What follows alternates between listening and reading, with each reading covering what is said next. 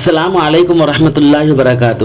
دوستوں، میں نفیس اکبر قاسمی غزوہ ہند فتویٰ پر NCPCR یعنی چائلڈ کمیشن کی جانب سے اٹھائے گئے ہنگامے پر میرٹھ پولیس نے دارالعلوم دیوبند کی ویب سائٹ پر فتویٰ کے حوالے سے سہارنپور کے ضلع مجسٹریٹ کو رپورٹ پیش کر دی ہے۔ NCPCR نے UP حکومت کو ہدایت دی تھی کہ وہ ویب سائٹ پر مبینہ قابل اعتراض مواد کی دریافت کے بعد اسلامی مدرسے کے خلاف مقدمہ درج کرے اور قانونی کارروائی کرے۔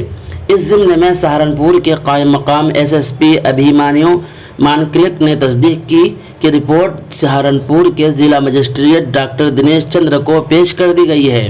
ان کا مزید کہنا تھا کہ مدرسے کے خلاف مقدمہ درج کرنے کی کوئی بنیاد نہیں ملی، اس لیے کوئی FIR درج نہیں کی گئی۔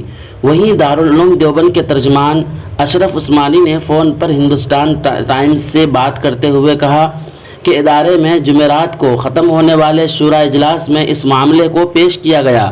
عثمانی نے بتایا کہ ممبران شورا نے یہ فیصلہ کیا کہ اگر انتظامیہ غزوہ ہند والے فتوے پر کوئی قانونی کارروائی کرتی ہے تو ادارہ عدالت جائے گا۔